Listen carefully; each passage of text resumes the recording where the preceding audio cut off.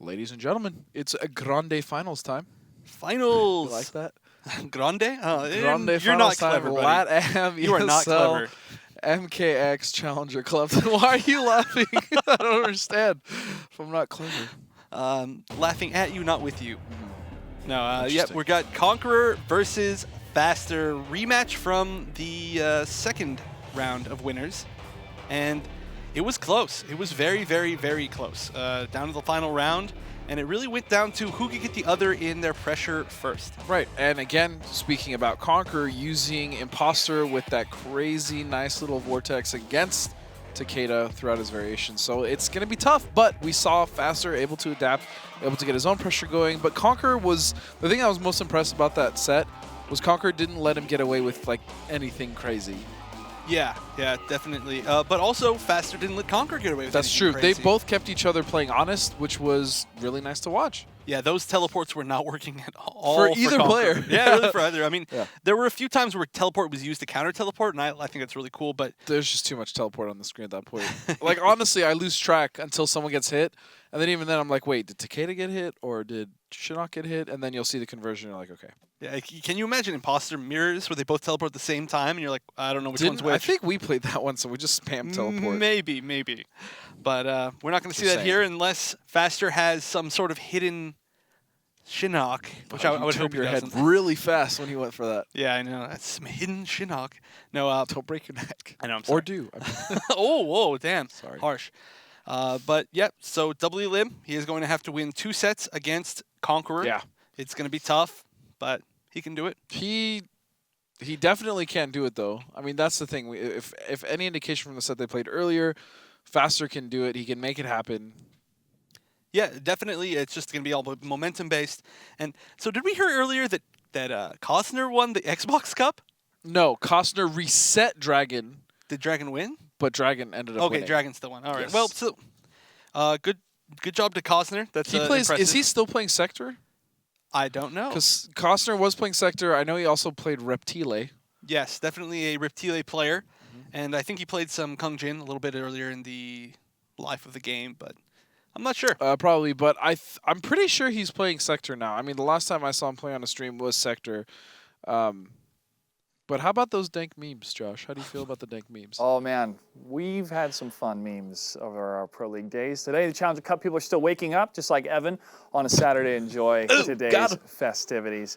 It was actually CR Dragon that lost to Costner, and then CR Dragon came back and got the bracket reset and then defeated Costner. So that's what happened a little bit earlier. I also want to remind everybody about a big event that's happening at the end of May, and that will be Combo Breaker in Chicago. You definitely want to make it out if you can, because the winner of Combo Breaker, if they haven't already been eligible to join in the Pro League based on points, will be at the Pro League Finals. It's going to be the last hurrah, since our last Pro League day is going to be May 25th, the Wednesday right before Combo Breaker is going to start. We're also going to have the Challenger Cup Finals as well on that Saturday. And during that broadcast, we're going to show you some great matches from Latin America, North America. And our European folks are going to cover UK, well, the European side, and CIS. We've seen some very excellent talent on the CIS side as we're seeing more of them join in the European Pro League. Next month at that Challenger Cup Finals for CIS, the winner of that finals will secure one spot into the Pro League. So CIS players are definitely fighting for something very significant next month in the Challenger Cup. We're going to get these invites out and these players in just a little bit, gentlemen. But who do you think can take this series? I'm rooting for Faster. I know you're rooting for Faster. I'm going to root against you and go for Shinnok because I know you hate that character. I know. You literally picked him up just because I hate him. Well, also Literally. he fits my playstyle, but yeah, I think Konqueror, especially being in winners, that's a huge advantage. But, I mean, Faster definitely can do it. Like, that's something I truly do believe. That's true, and one of the toughest things is going to be the fact that he is playing a character that does have a very, very strong vortex, a needleless vortex against Takeda, and the fact that he is Faster is going to have to deal with that vortex so many times that he has to, if he's playing 2 full sets against Shinnok, he's going to have to be so consistent in something that is extremely difficult to be consistent against. Yeah, so I'm rooting for, well, I'm not rooting, but I think it's going to be Konqueror. You think it's going to be Faster. Josh, what do you think? I think it could definitely be Faster. It's tough. The Shinnok play that we're seeing today, however, has been very, very impressive. Vortex characters are almost as infuriating as Katana Prime talking about the 50-50s, especially up against Scorpion. Scorpion's been one of those Vortex characters that I've had trouble with, but as soon as you're able to adapt and notice every single time it's going to be either that low or that overhead right after the Vortex, you start to anticipate a lot better, at least for me on my side being an amateur player. Right. How these pros are being able to anticipate on an online match, obviously with the better netcode, the new netcode has been a night and day difference, but that is really a testament of what's going to separate these professional players from the best of the best, is that type of anticipation.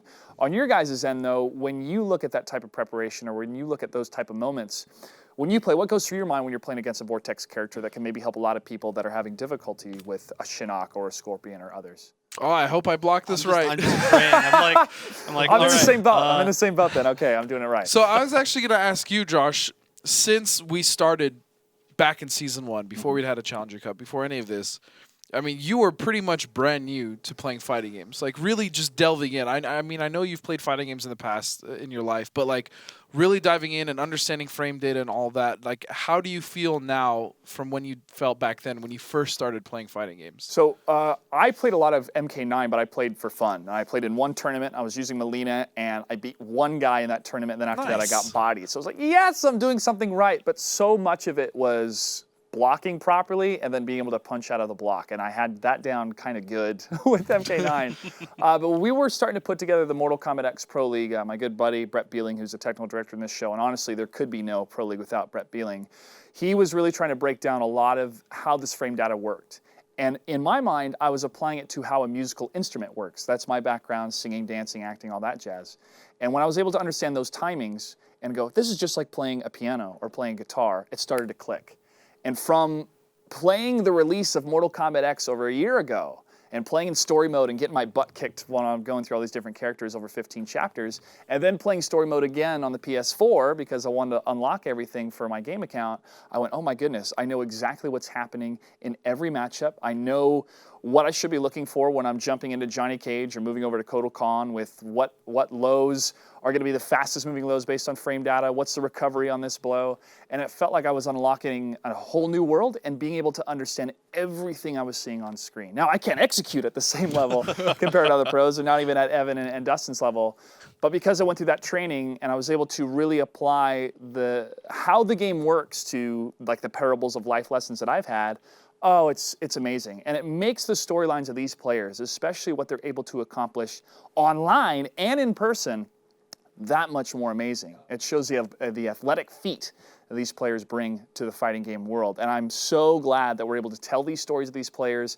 and that the world is seeing how impactful the fighting game scene really is with Mortal Kombat X and other titles that are out there. We're in a good place for fighting games, gentlemen, and we're also in a good place to start this matchup for the finals. Let's head into the Latin America finals for PS4.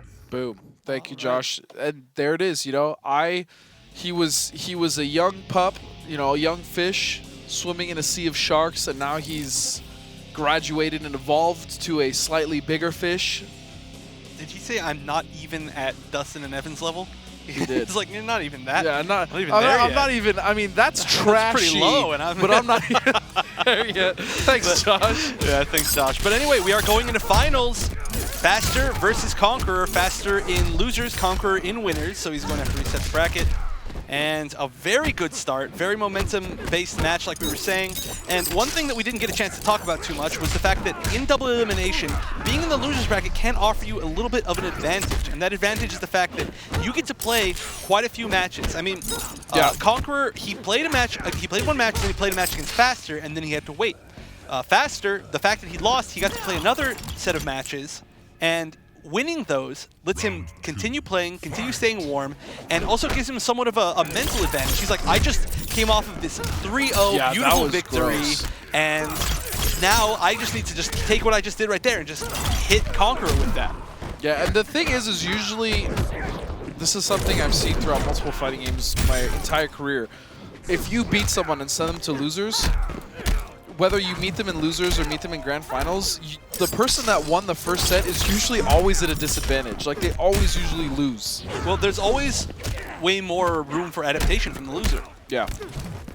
Whereas the winner was like, all right, this worked. I guess I'm going to try that again. Yep. And wow, just like that.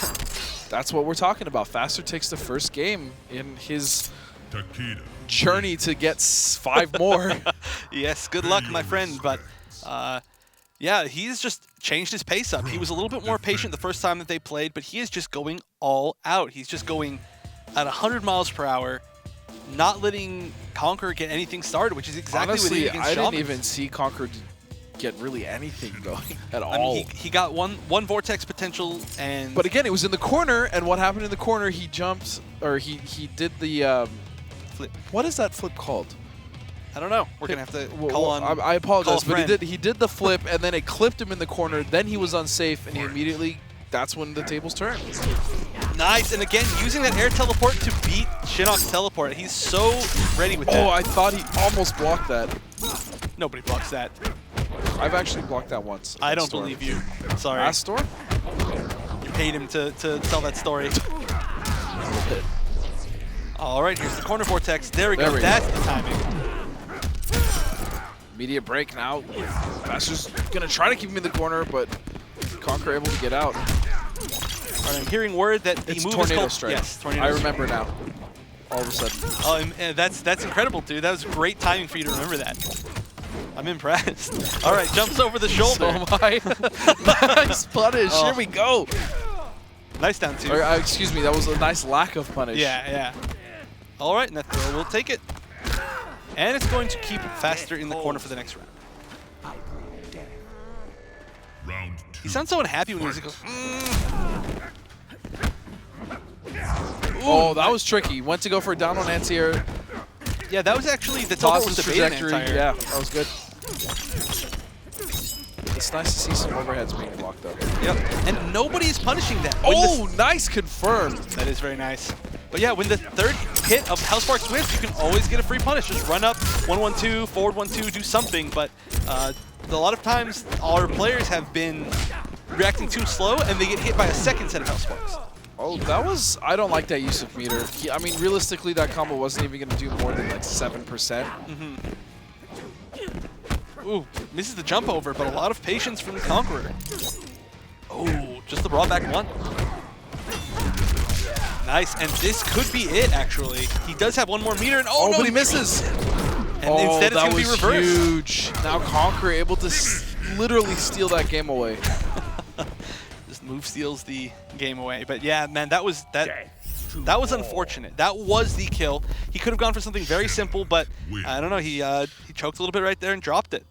Did you notice like that glare on the globe when he first pulled it out before he exploded the Earth? I did not. Okay, well there's this little glare. Does that mean he makes like a mini sun off in the distance too? Maybe. He's very realistic about his little hobbies. You know, he likes making little paper mache worlds and planets and stuff. He's got a whole universe at home just hanging in his room. He's like, would you like to see my hobby? Or he has like posters of the bands he likes. Yeah, man. And a little like model solar system, and he just burns them. So it's how he spends his free time. I mean, you can't always be working as a fallen elder god. He's on unemployment for a while, I'm sure. All right, goes for the double teleport. Or, I'm sorry, the single teleport. That was wacky. He actually probably could have converted off that. Ooh, and another attempt to bait an anti-air right there. Both of these characters can do that somewhat. Ooh, backdash to kunai. Very nice and very good side switch from Faster. Oh, she barely gets caught. Perfect conversion. That is one thing that very, very few Shinnoks, even our best Shinnoks in NA, don't do, is convert off of raw Hellspark when you get a chance. So the fact that hit anti-air was the perfect ability to convert off of it. And he's been very consistent over the entire day of doing that. Yep. His conversions and his combos are at very 100%. Yeah. This is a huge chance. I mean, Faster does have meter to break, but he's going to choose not to. He's going to trust himself to block this mix-up. And he does. Jabbed. He actually could have gotten more right there. I mean, if he had just continued on with the string, he would have been able to get back into the trance and just keep going. But yeah, but I don't think he was expecting that to hit because the jab hit him. Yeah, I suppose so. But at that point, a better option would have been standing 2 because standing 2, it looks like jab, but it's also +2 on block. His standing jab's actually minus. So I don't know what exactly he was going for there. And he gets another mix-up option. Whoo! Oh, no. Okay, so This is the first time we've actually seen him with... Okay, he uses it. Never mind. All right, Faster just needs to stay out of the corner here. Oh, and that late burst. But flawless. Oh yeah, that is a flawless. But to be honest, that wasn't too bad of a situation right there because he did make him spend all of his meter. Shinnok does need quite a bit of meter to really get a lot off of his combos. Imposter, not so much because he can at least get the vortex. Was that 3 teleports? Yeah, you can get like 5 teleports in the air now. That's one of the new things that he got. You can just keep teleporting. You can do like jump kick teleport, jump punch teleport, then like land and do like an empty jump low. His mix-ups are tough, man. Tough to deal with. Sounds like you have experience. Oh, yeah. Nice. Using a lot of down ones effectively. That was another buff that he got in the last patch that is very, very significant. His down one was minus 9 on block, which is very typical for a lot of people with 6-frame down ones, but they actually made his down one safe in the last patch. Because they hate me. Yeah, that's the best explanation. Ooh, whips the armor. They're both just whipping past each other. Oh, could have gotten a full combo there. Nice blocks here. Oh, but the armor, and he had to break. Yep, definitely had to. Okay, Ooh. this is going to be very close. There isn't really going to be a good way to get out of the chip here. 4-2-2-4 charge. Yep. That's it. And Konqueror going up 2-0. He's just going to need, or sorry, 2-1. He's just going to need to win. See, there it is. Oh yeah, you're right. There's a little sun over in the distance. That's a lot of detail. Sorry, I noticed a lot of really small things. Yeah, definitely important, relevant things to the match right there. You know what? The fact that there's a sun in the distance. This is why we can't have nice things. Because Shinnok burns them all? Yes, I agree. So, like I said, Konqueror's just going to need to win one more. He is in winner's bracket. He doesn't need to make the reset, so he's looking good right now. Faster, he's going to need to keep up that pace that he had the first game and just not let Konqueror get anything started, because you let Imposter get started once in this matchup and it's very, very tough. You know what I just thought of, and I have no idea why? Could you imagine Shinnok in like Johnny's costume with just the pants? Like, are you okay, man? I don't know. I think that coffee was spiked earlier. Nice, just running him as far as he can. Just trying to take that screen advantage. His run is so fast. His float. His float. It's, yeah, I wouldn't really call it a run. Oop, nice. Would have got the conversion if it didn't break. No anti-air in the jump attack. Oh my goodness, isn't there jump kick? Yeah, so look for Faster to kind of push the pace here a little bit and play a little more riskier than he has been. I really feel weird that we actually get to keep saying like he needs to play faster or he was playing faster. Like he has the most appropriate name of a player that I've ever seen. Except for I guess if Konqueror wins, then he'll have a really appropriate name too. Oh, nice. That was actually a good trade. That was a very good trade for Konqueror. Take that any day over getting full combo. Yeah. But that's somewhat both players just super patient. Nice conversion. I like that from Konqueror. Oh, he went for the interactable. A little bit out of range right there. This pressure right now from Konqueror is really good, but Faster finding a gap, now getting his pressure started. Wow, I was going to say by the second hit, didn't block quite long enough.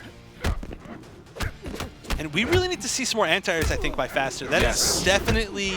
Oh my goodness, that was slick. That down one was actually well spaced, but surprisingly just kind of went through his body. It went through the teleport, yeah. Yeah. Oh, but he went for the grab. Konqueror has... I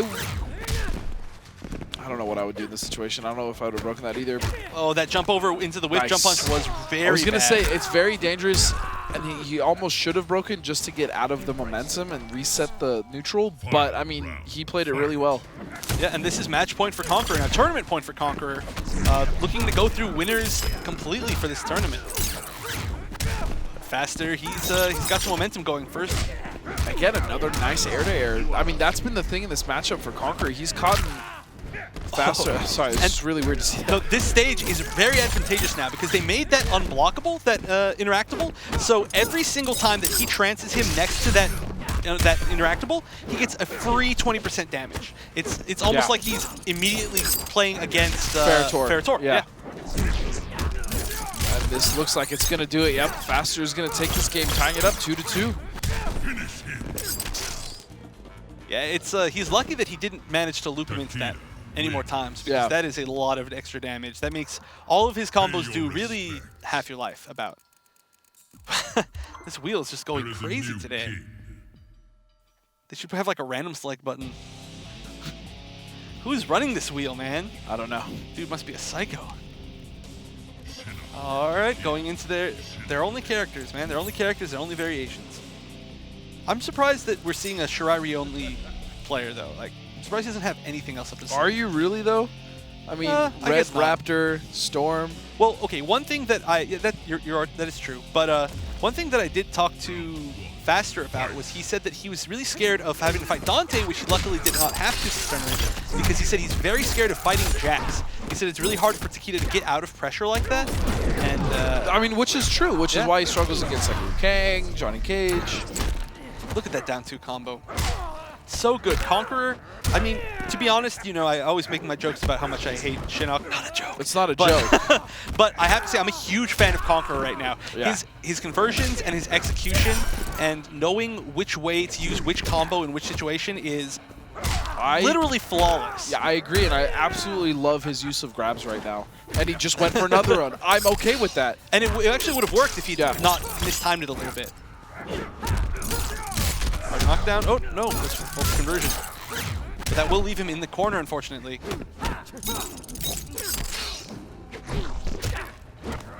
Oh, and a grab of his own. I think they both traded like a grab there.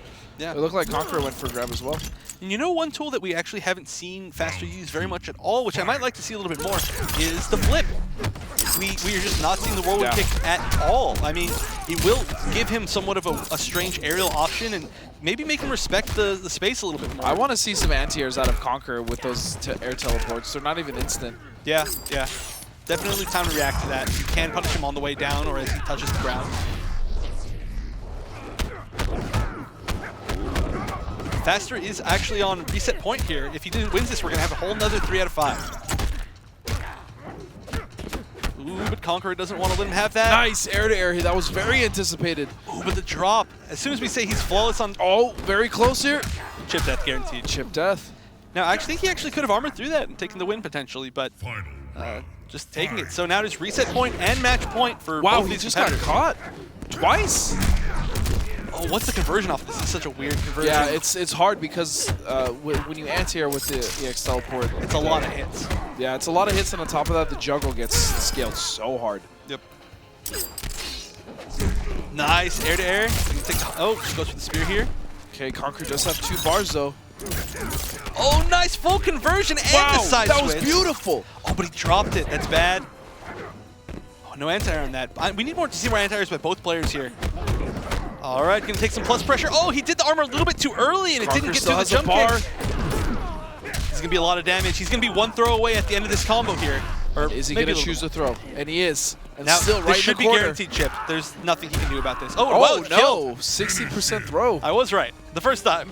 So, Conqueror is your Latin America Challenger champion. He managed to go through winners the entire way. He did end up final round again against Faster. That's the second time that we've seen that, but really good showing to Faster, but he was conquered today. Why? You did such a good job, and then you ended it on that awful one. It's his name, man. It's his name. I'm sorry, that's how it is, but surprisingly enough, Shinnok winning. Such a great character. No, but I'm like I said, I am extremely impressed at Conqueror's play. His combos were so good. They're not easy at all. The uppercut combos, definitely not something that are, I mean, you have to practice those a lot. The spacing on the run, the timing on the run. Yeah. And overall, just his play in general was extremely solid. He used all of his tools really well. So did Faster, but he just, Conqueror managed to edge it out in the end. Ooh, love those conversions. Yeah, I mean, honestly, and these 2 players by far had the best sets of the day. I agree. And they were the closest, so very little between them. The only thing that really, pulled it out was Conqueror was able to obviously win, but it was last round each time. Yeah, and there were a few combo drops from Faster, unfortunately. Yeah, there was a few combo drops. I agree. So just if he had maybe just been a little bit more solid right there, he would have been good and maybe could have taken the reset, taken the momentum, and who knows what could have happened. But unfortunately, didn't quite get it. A few drops, and Konqueror will be our champion. Taking home $500. Congratulations to you, sir. And if he decides to compete in the offline qualifier, let him. Good luck to you as well. Josh, I was right. Surprise, surprise. That usually happens a lot, Dustin. Yeah. Or at least you say it does. At least we had a Shinnok take the victory. Congratulations to Brazil, who's not going to be holding that title as best in the Latin American region for PS4. We'll get an update on Xbox One a little bit later.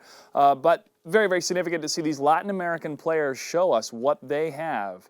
Hopefully, one of these players will join us at the Pro League Finals. They can qualify by signing up and competing at the Masters Challenge Santiago, happening May 14th. For more information, that's facebook.com/MCS Tournament. Well, I don't know what's going to kill me faster, Evan's memes or this hunger. We're going to take a quick break, grab some lunch, and we're going to be right back with the North American Challenger Cup Finals in just a little bit. Thanks so much for tuning in. Make sure to use that hashtag MKX Challenger on Twitter, and we'll be back with more MKX action after this.